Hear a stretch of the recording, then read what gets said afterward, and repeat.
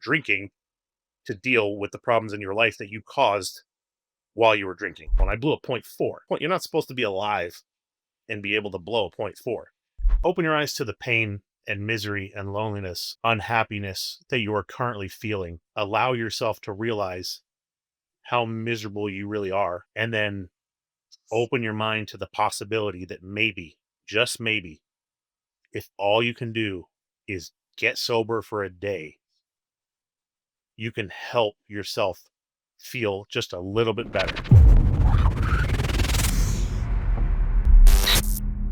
Hey guys, I have Justin back today, and we are going to dive deeper into his journey. I'm so excited. Justin, what do you hope the listeners take away from this episode versus the first one we did? I'd say I think the first time I tended to talk a lot about the what it's like now and a little bit about the what happened.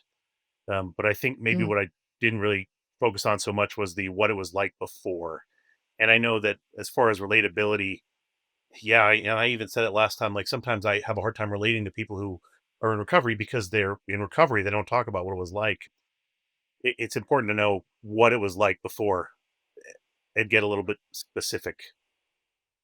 exactly. So you sent me an outline, and I want to go through some of these questions. And so I hope that, you know, I hope that we can get a little bit deeper with some of these questions. So you talked about being humiliated after vomiting at the first party. Do you think shame played a big role in how your drinking evolved? You know, really, it's 100%.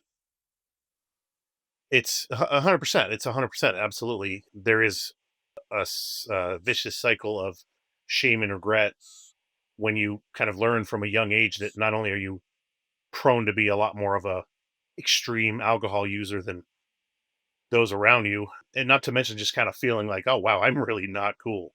There's not nothing cool about me. I am not getting into this social group. I blew my shot. Everyone's going to laugh at me the next time I see them in a few days. Wow, what's the best way to forget about that? Well, to get better at drinking, obviously. Yeah. So yes, shame. So you said you were faking having your life together for a long time. How exhausting was it to keep, that up? And like, what did a good day look like at that time? Well, definitely very exhausting. A good day was compartmentalization. So a good day for me, like let's say it was a weekday, and this I started off bad and got worse over the course of years. But a good day, I guess, sort of toward the beginning was I'd get up, force myself to get up, force myself to go, go for a run or go to the gym or whatever, and then go to work, focus on work. I take a lot of pride in the work that I did in my military career, but it wasn't.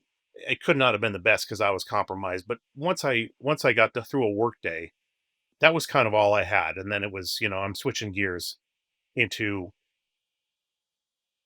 not just drinking, but yes, definitely drinking. It wasn't like well, maybe I'll drink on Friday. Until then, I'm not going to. It was, well, how am I going to make it work that I can drink, continuously throughout this whole span? So as soon as I got off work, and I was on nights for a long time as well.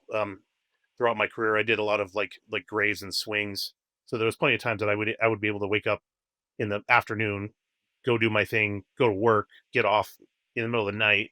So I didn't really cross paths with as many people when I was on nights as most people do who have a regular 9 to 5. But even when I was on regular days, I mean, I could get up early and I could function physically, and I could even work out and run. The military couldn't get too out of shape. But after that, there was definitely some alcohol had, and every day my errands would include getting food, but also somehow stopping and working in a trip to whatever store I was going to get alcohol from. Um, I did want to say, I know the last time we spoke, I didn't really want to get too far into the what had happened as far as my custody situation. I did want to make it clear. I mean, I have kids. I started having kids with my first ex, very young. And while I don't want to play the victim, I want to make it clear that I did not have a bad custody situation because I was a drunk. Not yet. being a Mhm. drunk didn't really play into the custody until later on when it came time to me causing problems with visitation, things like that. Um, Unfortunately, a story that a lot of military guys know all too well is how you can kind of do everything right, but you're in the eyes of like family courts or whatever, you're never really going to come out on top because of deployments and PCSing and things like that. And I was internalizing all those defeats. And again, talk about humiliation. Talk about wow, I started a family. I had this the dream that everybody wants, where they have these you know kids and family and all that, and it just before it even took hold, it was kind of ripped away, and a lot of stuff went into that. Again, I'm not going to play the victim, but I'm just going to say it was not all my fault. Right. However, There's always 2 sides to the story, and so I'm glad that you are bringing this up because people can obviously always assume the worst. definitely, no, I didn't really do what it would have taken over the ensuing years to improve that situation until years later when I did get sober. When I did get sober, I realized how powerless I wasn't to help improve the situation as far as custody and visitation and all that stuff. And I'm certainly not going to say too much about the exes, but there was some stuff done on both sides there, and yeah, just Yeah. putting it out there. And a lot of people I think will know what I'm talking about when I say I definitely I gave up a lot of things in life. I did not everything. Some things, I mean, I was kind of to some degree I was the victim of a pretty terrible like family court situation, and then because of a lot of the custody and a lot of the it being in the military dealing with that stuff, it hurt me financially, which led to my kind of overall anxiety and having a hard struggle for just years. Which again, there's a lot of different ways you can handle that. I chose to handle it through indulging my addiction and my escapist habits. Which sometimes is the quote easy way, right? Or people think, how No, to deal with life issues, just like drown ourselves in a bottle. stop at the store, fix all your problems for a little while, and then they just come back worse. And before you know it, yeah, like as I said a little bit later, you're drinking to deal with the problems in your life that you caused while you were drinking. Right. So uh, these questions are like, I don't know, kind of the why. And there is the big story I want to get to, but I'll hold off on that for a little bit. So you described a vicious cycle, drinking to forget the things you did while drinking, which is super powerful. Can you talk more about that moment of awareness and when did it shift from denial to recognition? Wow. Well, I recognized what was happening kind of a couple, 2 or 3, like, well, actually 3 years before I got sober. I was outside of a bar and there was another guy there, and he was like, and we were having a conversation, whatever, smoking a cigarette. And he was like, hey, man, I don't know if you know this, but you are dealing with anxiety issues. And I was like, what are you talking about? And he said, look at your hands, they're shaking. And I said, well, Mhm. it's just how it is. And he's like, no, I'm telling you, you have anxiety issues. And maybe within about a month after that, I had my first like full blown panic attack, full blown anxiety attack. And it was all I could do to get through that few hour episode.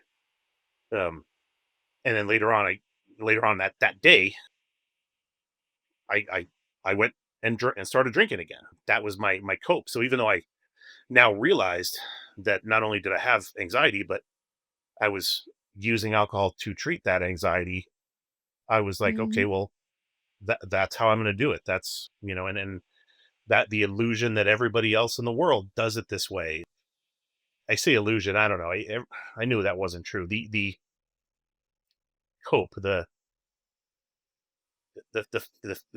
telling delusion, I guess is the right word, that, oh, everybody deals it this way and it's perfectly normal and fine.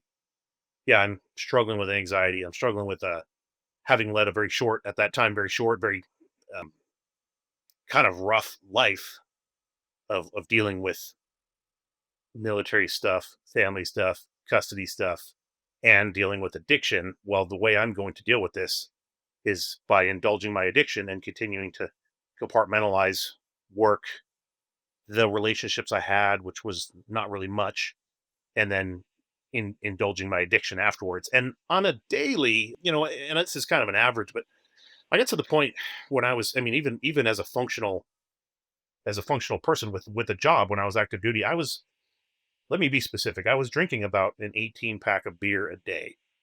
It got worse than that when I didn't have a job, but that was my average. I actually got to the point, and I wanted to tell this story specifically. People could probably relate, and I'd like to see what the comments say if anybody does. I would take a big gulp. I don't have one, but like a large, like a 44-ounce cup from the convenience store, that type of thing. And I would get home from work. I would buy like an 18 pack of beer. I would have a bottle of liquor at home. I would pour two beers into the same cup in an effort to cut down on the carbonation. And then I would pour about what I would think would be about a shot of liquor into that.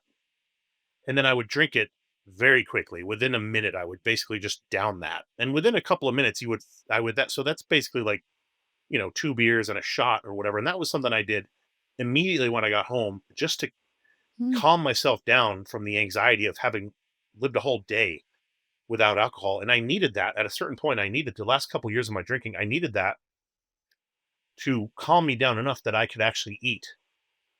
I was struggling to eat. I was struggling to eat food throughout the day. I would go to lunch. I would eat a little bit, but my stomach was always so upset, halfway hungover and halfway just full of butterflies all the time. Someone once described anxiety as that moment when you're leaning over in a chair and you start to fall, and you never hit the ground and you never catch yourself. You're just constantly in that state of falling. That was a very good descriptor for what I felt like when I was sober throughout the day, every day for years. And as soon as that alcohol would hit my system, and I would do different things to make sure I was that mad scientist. I would do things to make sure it hit very quickly so that I could function for a little while, get some food in. I would, microwave some food while I continued to then go back and drink beer, kind of a little bit more like normal. But I had to jumpstart myself that first dose. That was that was after a day of working on airplanes. I mean, that was after we're talking at like 4 or 5 p.m. on a day when I'm gonna drink myself super drunk so quickly that I would be passed out by 7 or 7:30, 8 o'clock, only to wake up at 5:30 the next day, get my stuff together as well as I possibly could, um, take a shower, drink a ton of caffeine, and then go to a job where I had this very, very high responsibility job of working on and overseeing other subordinates who are doing structural repairs on military aircraft. So, high stress I job. can't wait to see the comment I can't wait to see the comments on that one. Yeah. To be fair, I guess, like I said, I always take pride in the work I did, and I Yeah. can honestly say I cannot, I did never ruin anything that way. I just I just have to say there are so many people in such high profile careers, or I don't know, what however you wanna describe them, like lawyers, doctors, you name it, and they're drinking just as much as, what you're explaining, and we don't know it because, we're oblivious. I mean, they're still doing their job. They're still doing their job good. It's true. It's true. We don't go around, sniffing each other. But if Yeah, we did, I feel like, hey, you might in recovery, you might realize, wow, there's more of us out there dealing with yeah. this than you think. You were working on airplanes. Working on airplanes, and I did really well in the Air Force. I became an NCO very quickly, so it was very soon after that. I had subordinates. I was in charge of, as I said, I was on nights a lot. I spent a lot of time being in charge of the shift on night shift, swing shift, whatever, um, which was great. I really loved that. I loved working with the younger guys and girls, and doing training and being the guy to call. And I mean, it's an adrenaline junkie. Talk about a bad combination: adrenaline junkie by day, downer alcoholic by night. But you're constantly on the fly. You're constantly having to change plans. You're constantly having to provide answers to questions. You're constantly having to give people bad news about how long things are actually going to take to Mm. fix. And this is day in, day out, all the time, always the same. No, there wasn't really, even flying or not, like, in the military, they have like fly days and no fly days, and sometimes those mean calmer days for some people. But for us, it didn't make a difference. We always had work. We always had back shop work. It was always, I mean, it was a very, very busy shop, very busy career field in the Air Force. I was at aircraft structural maintenance. If anybody knows what that is, that means we touched every part of the plane. We dealt with at one base, I was working on four different types of aircraft. So on any given day, I would go and be exposed to four different, very different aircraft, not just four different airplanes. I mean, four different types of airplanes, two different helicopters, two different fixed wings, and I would go in smelling like booze every day for years, still in my system. The fact that I never got a DUI going through the gate in the morning is a miracle. I do not I do not understand. I think I talked about it last time, but I was almost borderline judgmental when my peers would get DUIs, and I would say, "Well, I don't drink and drive. That's the one thing I don't do. I do everything else, but I don't do that. Those guys are idiots." I could have got a DUI. I was thousand Mm. percent, 1,000% chance of me getting a point oh 0.08 or above DUI the next morning after drinking a 24 pack of beer. Or, towards the end, I was drinking a fifth plus. When I eventually switched to hard liquor, I would drink a fifth and then some, and maybe a fifth and a couple beers. It was never just an 18 pack of beer. It was an 18 pack of beer and a few shots, or it was a fifth of booze and a couple beers. I could not just get one kind of unit of drunkenness and have that satisfy me. It was always that plus just a little bit more. And I mean, as I said, this went on for years, every day, weekends, weekdays, Sundays. I could not. I mean, honestly, do not remember going and getting myself into bed more than maybe 2 or 3 times a year for 8 years. I was that Mm. blackout drinker I overseas, mean, I feel like a lot of stateside. us are. Sorry. A lot of us, I feel, are blackout drinkers. Yeah. I mean, there's the kind of no bigger fear than the idea of going to bed sober when you're that dependent on alcohol. So you shared that you blew a point 4 BAC. Yes, it happened a couple times, and I don't know if I was clear in my outline, but there was a couple times that I had an incident where I was living on base. I would communicate with somebody, and they were like, "Oh my god, this guy's messed up." So they called the paramedics. It's happened. Well, it happened twice. One time they came, picked me up, took me to the hospital, checked me out, and I didn't want to be there because I was like, "What the hell? Who called you? What's going on?" And this is after, mind you, this is after the Air Force had sent me to rehab and rolled out the red carpet and treated me really well, and I continued to drink. So when they when they called the paramedics, I was very resentful. Like, who would do such a thing? Why? You have no business doing that. Well, I went to the ER, got dragged in once, and it was the final time I I no showed for work. And again, this is the first time I ever actually caused a problem. This is the first time I ever actually did anything like actionable as far as something that a military person could do to get in actual trouble, other than the DUI that I should have gotten or what have you. The I no showed for work. I was UA, they call it. So people start calling me and saying, "Hey, where are you?" And eventually, I got communicative enough that I was like, "Oh, I'm at home." You know what? And I don't even know what I said. To be honest, I have no memory of this whatsoever. But I was so drunk, I had made it very clear to my coworkers who were looking for me, trying to find out what was going on with me, that I was in trouble. I had a friend who told me, and when they were, that friends would, whatever, would come and go, there were times I was passed out in the living room during the winter and I was cold. Like they were like, "Oh, you're completely Mhm. unconscious and your body is freezing to the touch. You're that passed out unconscious." And they would go and throw a blanket over me or whatever. I mean, I was probably like hypothermic, in my house with maybe the heat off or whatever. I'm just unable to regulate my own body temperature. Well, so the last time paramedics came, checked me out, my blood pressure was, super low, whatever. I was conscious enough to that I was walking around and acting like a normal person. Well, they convinced me to get in the ambulance, and they have you blow for medical purposes. Like they want to know where you're at before they give you anything, because they obviously I smelled like alcohol, and I blew a point 0.4. Now I wasn't behind the wheel, but that's, I mean, you're not supposed to be alive and be able to blow a point 0.4. That's pretty dang high. I know, hardcore alcoholics will know No, you can do that. You can blow a point 4 and be alive, but normal people don't do that. If a normal person who drinks, Mhm. at whatever that means, a normal person who drinks like a normal person gets so drunk they blow a point 4, their life is in danger unless you have that very, very cultivated tolerance. It takes years and years to build up to alcohol. So I blew a point 4 walking around the emergency room. They said, "Hey, we need you to get into the bed." And I was resistant to the point where I was like fighting the staff.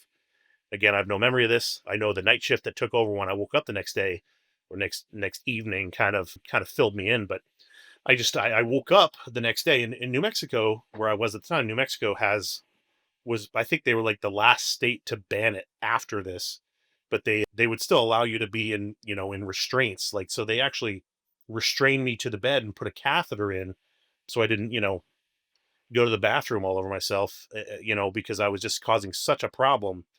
My blood pressure was, dangerously low or dangerously high, whichever. I was, in a bad way trying to kill myself with alcohol, which is what they determined, which is true. So after this episode, they give me the thiamine and all that other stuff that they give you, and they probably gave me a little bit of Valium to help with the DTS. And they said, "Hey, you're going to the psych ward. You don't have a choice. You're going to the psych ward. They're going to check you out. We're going to find out what's going on. Are you really suicidal? What is it that's causing you to want to kill yourself?" So I think I spent like I want to say it was like 10 days in the psych ward in Albuquerque, the VA hospital there. They call it Ward 7, and it is the genuine like inpatient psych ward where you're not allowed to have shoelaces and all that stuff. Mind you, I had been to Ooh. rehab before, and that was very different. The Air Force sent me to a very, very nice rehab facility, a year and a half, 2 years earlier. This was not that. It was plain walls, no art, staff that is equal parts medical staff and security. You're not allowed to leave. If you're a smoker, there's like two 10-minute periods throughout the day. You can go outside and smoke under supervision. You can have like one visitor, but then somebody has to be there with you. I mean, it was a full blown, you know, psych ward like in the movies. Like I said, no shoelaces. You're all wearing. Like, I have, like, this visual of I don't know, like, how scary. Yeah, yeah. There's I a mean, movie coming to mind, but I can't remember which movie it is. oh, It's there's a I don't thousand of them. yeah. It's just exactly. Yeah. It was exactly like that. Um, there's a TV kind of off in the distance behind like a plexiglass with, Mister Rogers or something playing something very benign. And that was a little bit scary, but still, not what I would call scary. But it was a good 10 days, and they give you enough kind of Valium to help get you through the DTS. And I was VT, and I was withdrawing pretty hardcore. After that 10 days, I didn't really know what was going on as far as how the Air Force was going to view me, because you don't get to know that when you're in the psych ward. They're just focusing on you, and they say, "Don't worry about what happens when you get out of here. Let's just get to the bottom of this. We'll bring in a chaplain if you need, that kind of counseling." I mean, it was just a full blown, like, we're going to meet at this time in the morning, then you have meds, then you eat. We're going to watch how much you eat and make sure you're eating enough. We're going to, watch everything you do, watch you take the pills. I mean, like I said, full blown psych ward, like from the movies. Well, after 10 days there, I was physically past the alcohol as much as you can be. And again, when you're active duty, you're still, even when you're in NCO, you're still kind of, they treat you kind of like a child. So if for me to get out of the psych ward, I had to be released to somebody in my chain of command. And of course, that was my first sergeant. The Anyway, this good guy, but he picks me up and says, "Hey, you're out now. You're back in the world. Like, are you okay? I care about you. Your unit cares about you. The Air Force cares about you. But here's the thing: we can't use you anymore. We can't rely on you. Mm. You are not. We have no choice. You've tied our hands. You are receiving an honorable. We are. No, we're nobody's. You're not getting. You know, booted out in disgrace. But you cannot stay in the military. We are calling it calling it here, parting ways." And that hit me like a train. I mean, that was like the absolute most shocking. Mind you, my dad was in the Air Force. I grew up with my dad being active duty Air Force. I joined the Air Force. Did 12 years of active duty. It was very much a whole part of my identity, and still is. Um, And I'm facing the prospect that in 6 weeks, I'm going to be a full blown civilian. No more military health care, no more no more built in friend group, no more job where I get to go work on airplanes every day. That's going to be up to me to figure out from here on out. Mm. I mean, I was not ready for the mental ramifications of no longer being active duty. And by the way, I was 10 days sober for the first time, in reality for the first time in a long time. Well, since rehab when I had that 30-day vacation. Um, so that really kicked in. Talk about shame. I tell you what, that experience when I got super drunk when I was 17 and threw up all over that girl, that was nothing compared to the shame I felt knowing that not only was I losing everything, but everybody around me knew it. And everybody around me knew exactly why. They knew exactly why I was getting separated.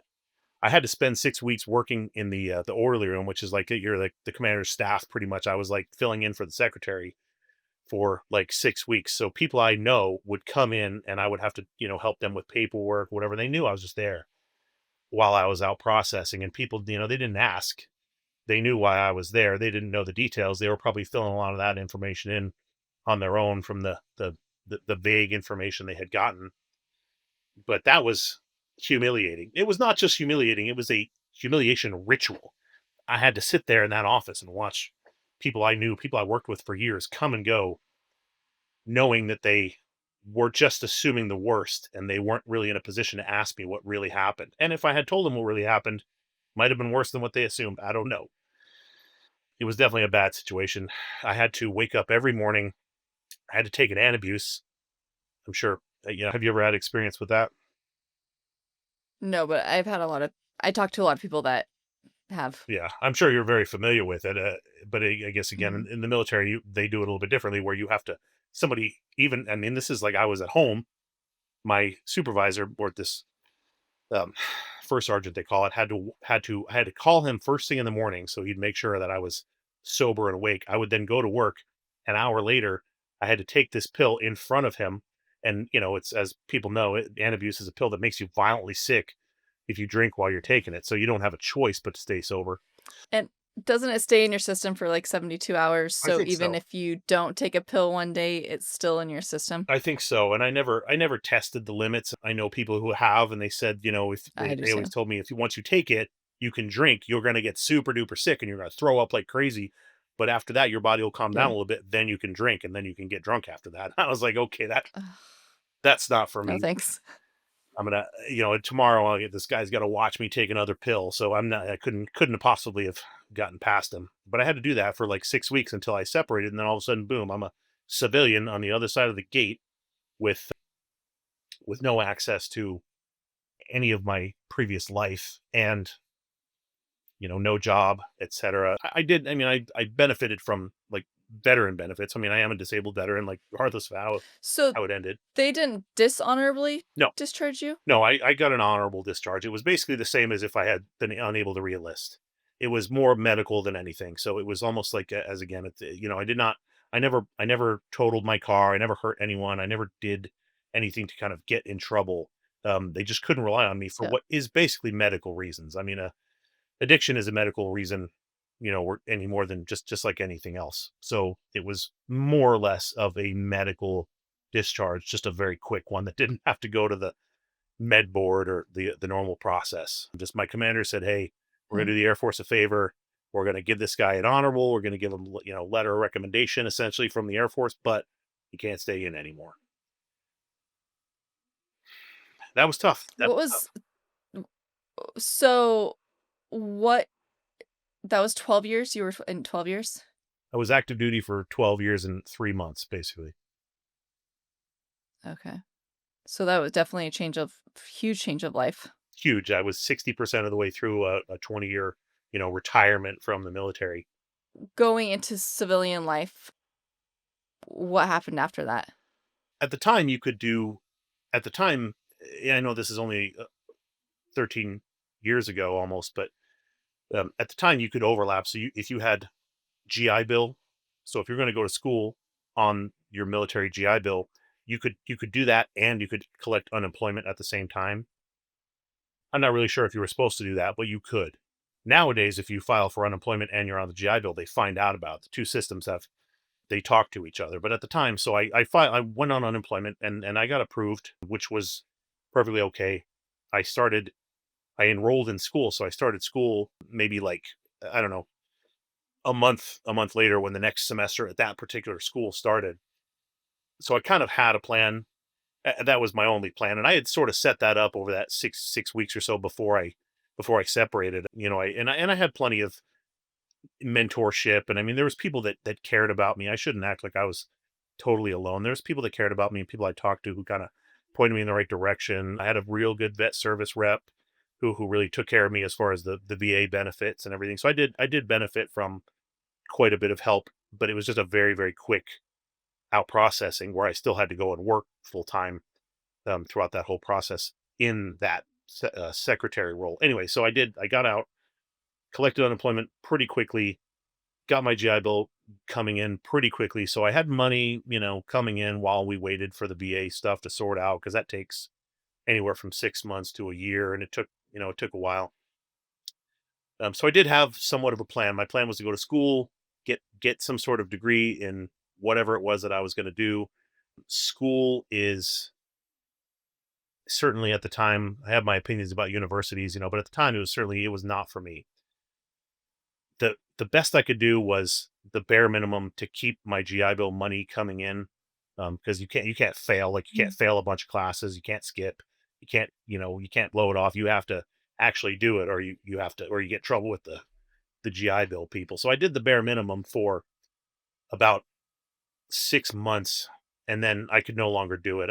Maybe about a month and a half after I separated from the Air Force, I started drinking again. Um, I had S no big brother, nobody making me but take an abuse. Sorry, go ahead. you had a mentor though, right? That, like, took his life? My a guy named Randy Scott. He mentored. He was a guy who was in our career field. He was a really good guy. When I first self ID'd and asked for the Air Force for help, and I first went through the ADAP program, and a few months later, they sent me to an inpatient rehab. He helped me out a lot with that. He championed for me to get kind of the good rehab. He would come by and talk to me, and we would just talk. He was dealing. His wife was dealing with addiction, and I don't know really whatever came of that, but she was not, from what I understand, and I'm simplifying here, but he was a great guy, looked out for me. He looked out for a lot of people. This is back in kind of the end of 2010, but I had known him for a few years prior to that. In 2012, after I separated, maybe I had started drinking again um, in May, June, September of that year. Yeah, he killed himself, and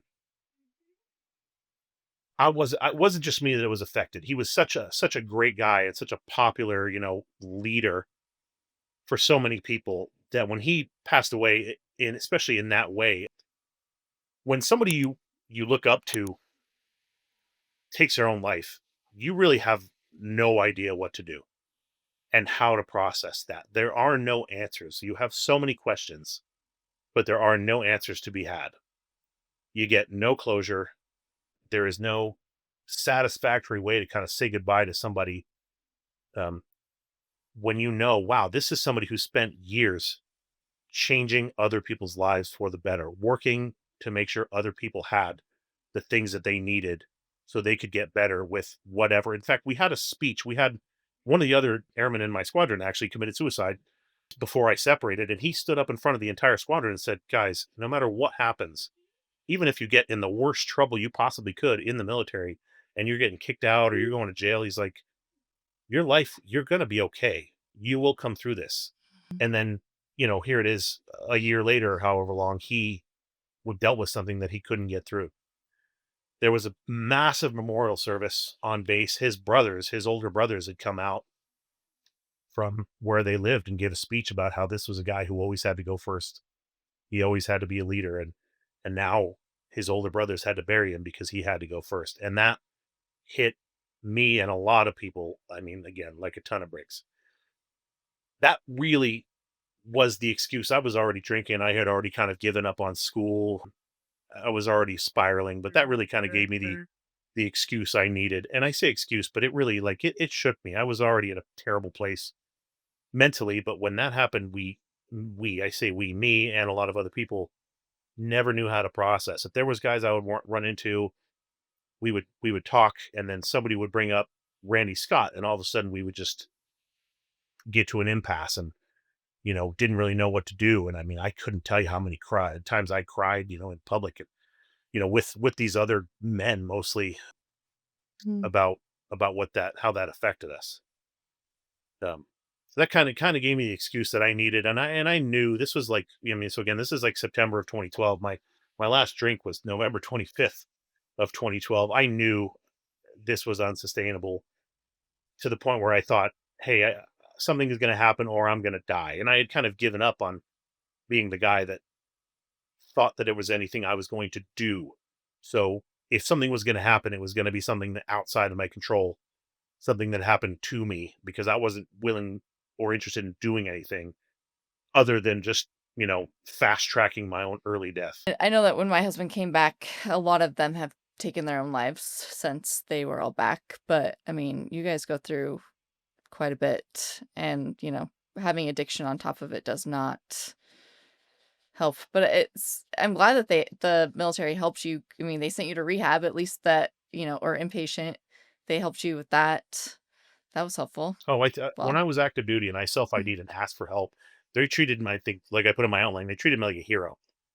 People from different areas of supervision in our squadron would say, "Hey, good for you. Like you're doing the right thing. You're an example. Other people who deal with these problems are going to be able to come and talk to you, and that's going to be a real good thing for us as a team to have guys like you that aren't afraid to ask for help and get better." And I was like, "Yeah, great.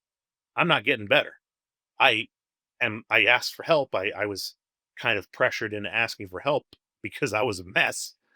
I asked for help, but I never really got any better. I think once I went into yeah. the sort of, they call it the ADAP program, the outpatient for several months that led to me going to inpatient. People left me alone. People weren't sniffing me anymore. They kind of thought, okay, that guy's in an ADAP program. He's being taken care of. I was still drinking. I was just hiding it a little bit better, I guess you could say. I was just working a little bit harder to make sure nobody caught me, and I worked in an area where I was relatively remote. I didn't have to deal with a lot of people. When I talked to people on the phone, I could make it sound like I knew what I was talking about because I did. I mean, I was still good at my job, but they didn't realize like, oh, I self ID'd for help because I needed help to stop drinking, and I was still drinking just as much. I just had my ducks in a row that I could fake it, and then finally, when Randy Scott and I would talk, and at one point he was like, "Hey, if you don't feel like you're getting any better," and he wasn't trying to call me out, he wasn't trying to bust me. He said, "If you don't feel like you're getting any better, if you feel like you're still struggling, if you still feel like you don't need or like you don't want to get better to get sober, like I can arrange for you to go to inpatient. That's easy." And I said, "You know what? Let's give it a try." So he hooked it up and he called the ADAP people on my behalf and said, this is a guy worth the effort." So the Air Force, yeah, they sent me to a very nice, like I jokingly say, it's the kind of place Lindsay Lohan would go. But it was this very, very nice rehab facility in Southern Colorado with, we went bowling and went for ice cream a couple times a week. And there was like hikes in the mountains and it was beautiful. It was, I mean, I can imagine how much it cost the Air Force, probably, 50 grand or something to send me to this rehab that would, if somebody offered it to me now and said, it's a 30-day vacation, go do it, I would go because it was so awesome. Talk about my feelings, a few hours a day and go hiking. And but within a day of that, again, this is about a year and a half before I actually got in trouble and got separated from the military.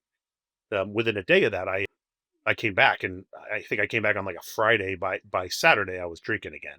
It just didn't work. It was fun, but it just did not cure me of the desire to drink at all. And unless you have that kind of desire to see change happen, doesn't matter how many Mhm. rehabs you go to. I had not suffered anywhere nearly enough. That that that's sad. I mean, it's sad that we can, go to rehab and, go to all these things that need to help us, but if until we actually want it, I mean, we're not it's gonna you drank the day you got home from rehab. Like, obviously, you didn't want it at that time. No. And I never and nobody I didn't get in trouble. I didn't, nothing happened for, again, a long time. I just kind of went back to life as usual, keeping my head above water, doing my job. I went to the NCO Academy. I went on a couple TDYs. I got to do this sort of things that an NCO in the Air Force would be able to do until, after that, I think until like people realized, like supervision realized, no, this guy's back to drinking, even after all that time in ADAP, even after all that, even after that inpatient he went to, and after all that time, we told him how much, people should be looking up to him. Wait, and now he's drinking again, and he's hiding it again. Once they kind of came to that realization, which happened pretty quickly after I had like the paramedics called to my house, like that changed. All of a sudden, I was not being treated like a hero anymore by the Air Force. So I lost my shift. I was no longer in charge of a night shift. I was no longer able to go on TDYs. They took away some of the programs and some of the supervisory duties. Like I was no longer a reporting official for some of the subordinates that worked under me. I just one by one very quickly relinquished all my responsibilities because I was unreliable. And this is all, again, I Mm. mean, leading up to the time that I actually finally like just didn't show up for work, which was the final nail in the coffin of my career. So out of 12 years, after 12, a little over 12 years active duty, I'm very, very, very, very proud of the work I did and what I did for about the first 10 and a half of those years. And then that last like 2 years was just a farce. And if I were the Air Force, I wouldn't have kept me either. I wouldn't have stuck around. Well, it and part of your outline, I think you mentioned something about, like, things started spiraling when you were in the Air Force, custody issues, drinking, humiliating rejections, and, like, slapping coworkers. Oh, well, I mean, to some degree, that is, there's a little bit, I mean, it's rough housing, right? As part of just Right, being a guy, especially when you're in Korea with right. the other guys, but I was always the guy that pushed it. I think like I said, I was always the one. And this is, again, this is prior to like having a diagnosis and a realization that was a full blown alcoholic. I always knew, hey, I was the guy who was always going to get just a little bit drunker than everybody else. If somebody was going to stay too long at the party and sleep on the couch, it was me. If somebody was going to, like throw something in the bonfire that shouldn't have been thrown in the bonfire, it was me. If somebody was going to, tell the cab driver to, fuck off like halfway when we get where we're before we get where we're going, it was going to be me. I was going to be the guy that did the thing that everybody else kind of thought about, laughed about, and then didn't actually do because they weren't that messed up yet. I was always the one to push it just a little bit too far. I was the one who would like I got super drunk, and like in Korea, somebody pulled there was a fire alarm. I don't know, somebody pulled the fire. There was a fire alarm, and I was the guy who, like, yeah, maybe I got up out of my bed in my underwear, walked outside, and bitched at everybody about how there was a fire alarm and I was trying to sleep. And most people, were like, okay, well, we're adults and the building may be on fire. Maybe just put on some pants and come out here and keep your mouth shut. I couldn't do that. I had to be the guy that was just so wasted that it was just, and so selfish and all about me. And I think, that's what addictions bring out in us, is that selfish and Selfish. self-centeredness. Um, it was all about my convenience, or I wanted to see this funny thing. I wanted to throw a hamburger at that other guy across the street. One time I threw a hamburger at a guy, and it almost started a big fight. And it was like, why would you do such a stupid thing? Well, I thought it would be funny. Well, yeah, it's funny in concept, but you don't actually do it, dumbass. Like, I mean, that just any no any one of those things, as far as like the slapping coworkers thing, like I said, it's at the best of times, yeah, it's just a little bit, See. a little bit silly, and you rough house and that kind of Yeah. stuff. But it wasn't fun when I did it. It wasn't funny. I did not know where the line was. And sometimes there's a line, you push it a little bit, and I would habitual line stepper.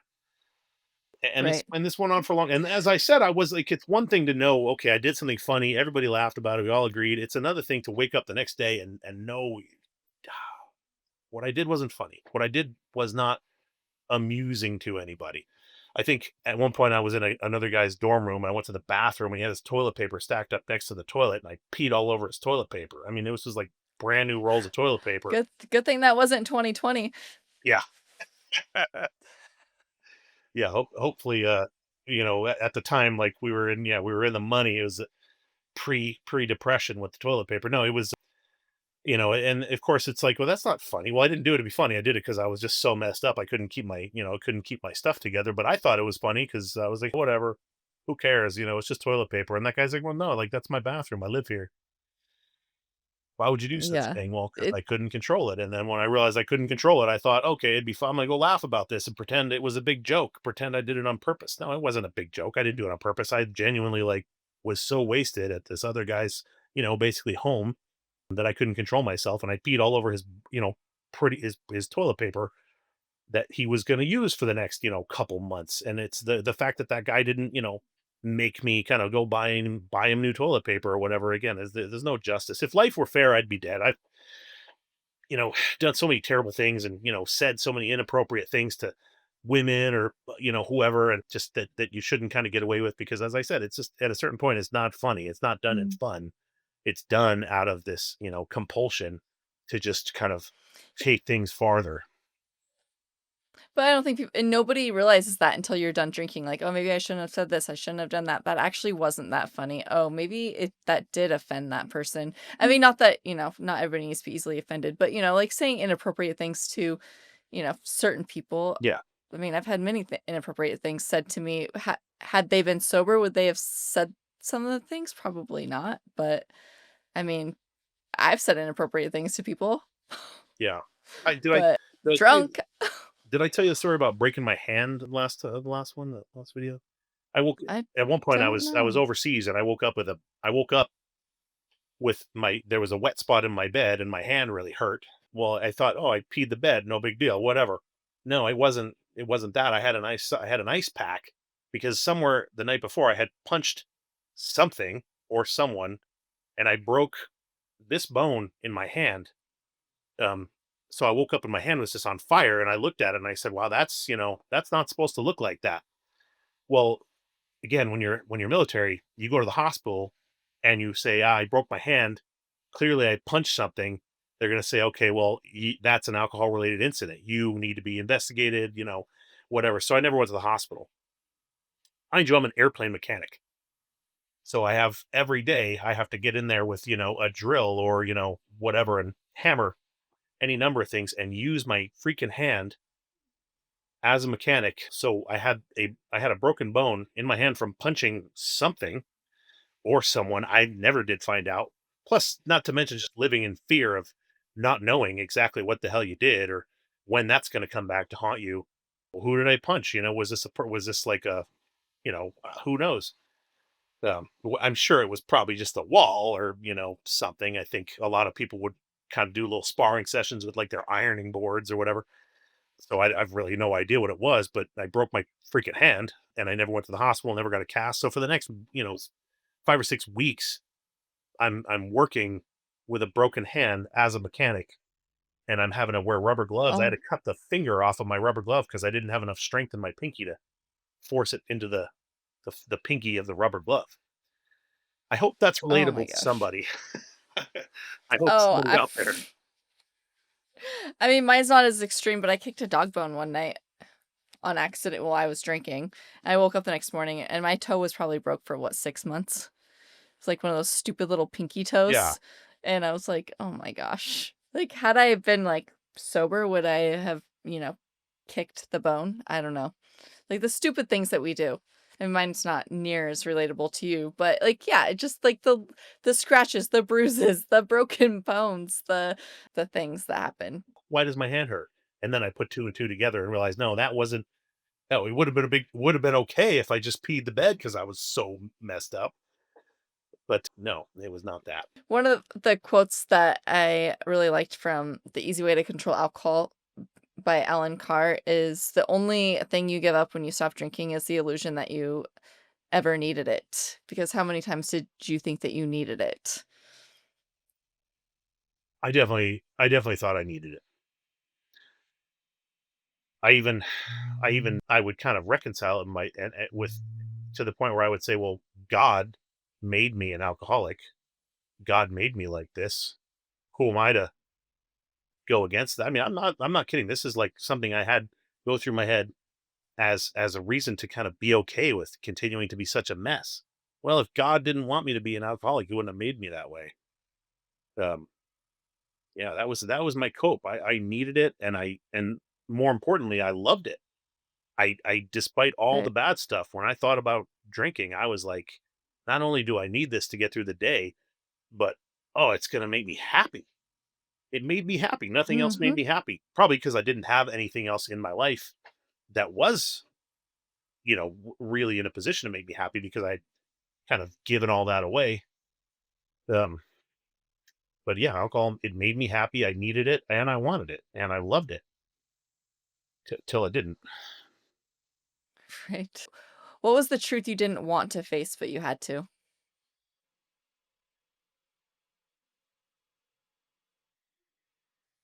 The truth. Uh, I mean, I guess the truth is everything that everything I thought alcohol, everything I thought it made up for in my life as far as being uncool or unattractive or whatever was just an illusion. All those things were still true. The illusion was that Mhm. alcohol was going to fix any of those things.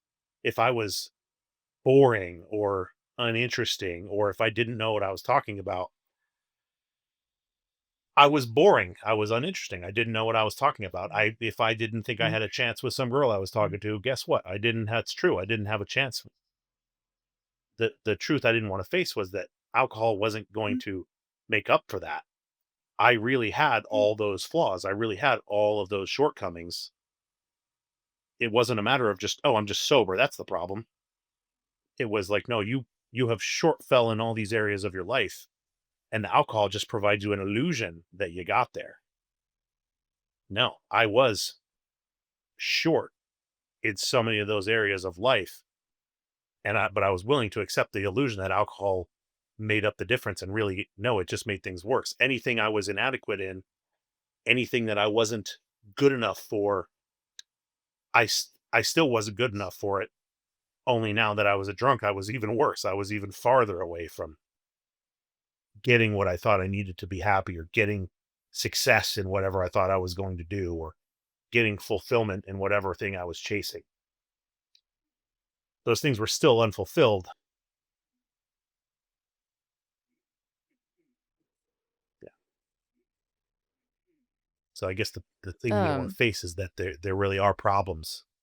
We bring a lot of yeah. we're human. We bring a lot of problems to our own lives. Mhm.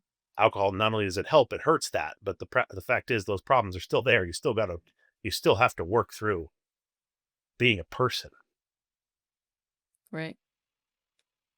I think that's the problem. A lot of people don't like, they just mask all their problems for decades. And I mean, once you put that bottle down, unless you work on those problems, I mean, the truth is you still have trauma in there somewhere. Something is making you unhappy, giving you anxiety. You're not fulfilled some way because you're not helping yourself fulfill. Alcohol is not fulfilling you at all. It's not serving you. What's the quiet promise you made to yourself when you got sober?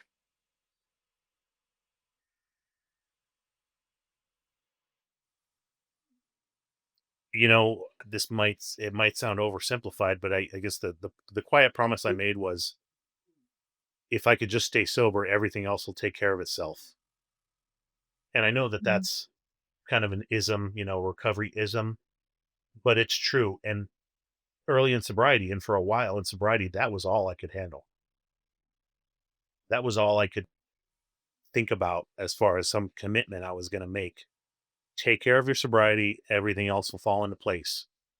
Everything else will take care of itself in, the timing it's meant to be taken care of in.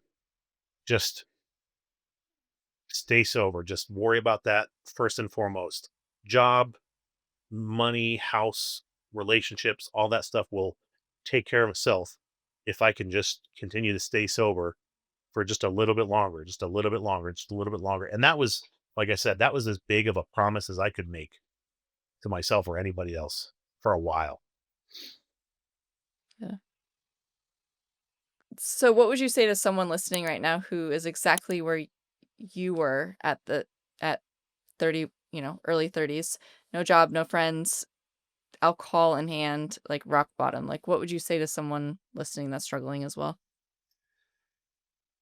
I guess I would say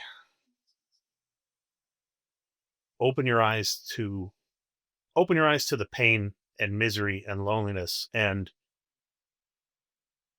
unhappiness that you are currently feeling. Allow yourself to realize how miserable you really are, and then open your mind to the possibility that maybe, just maybe, if all you can do is get sober for a day, you can help yourself feel just a little bit better. And then if you can get sober for the next day, you could feel a little bit better. Don't take this second right now that you're in can be that moment where you say, okay, I'm going to stop and register all the miserable aspects of my life. And I'm going to connect that to the alcohol. And if all you can do to try to keep yourself thinking about sobriety for one day at a time is think, hey, just take care of your sobriety. Everything else will fall into place for one day. Give yourself a day. Yeah. Tomorrow, you can have that conversation again, and maybe you give yourself another day. But right now, what you're going through and the suckiness you feel absolutely has to do with that addiction. Remove the addiction for a day, and you get to feel a day's worth of better. Put that on repeat. Listen to that like over and over. That was so good. So good. It's true. It's true. I mean, So yeah, it's so true. You said it like so many people need to hear what you just said. hopefully, I'm sure they 'Cause will. nobody yeah. Well, yes. Um, well, I really appreciate you coming back on and going, further into your story. I know that, there's just so much more and, there people can, comment and, go find you on YouTube as well and ask you more questions if needed, right? I think we mentioned your email maybe going up on your YouTube. Yeah, absolutely. Message me. I'll I'll be active Yeah. in the comments down below. Um, Chat me up. Yes. I love when people are active in the comments because, guests or the people that watch do have questions for the guests, and I love that you have been there engaging with them. It's truly appreciated by all of us. Fire away. Let's hear it. I'm in. I'm on board. Let's do it. Yes. Well, thank you, and I'm sure we'll definitely do this again. I mean, there's so much that, you have a lot to your journey that can help inspire so many others. Well, it would be a very much a blessing to me if it could. So I certainly appreciate you, and I appreciate everybody watching this. It helps me. Hopefully, it helps you. But all I can say is it helps me. So I appreciate that very much. Yeah.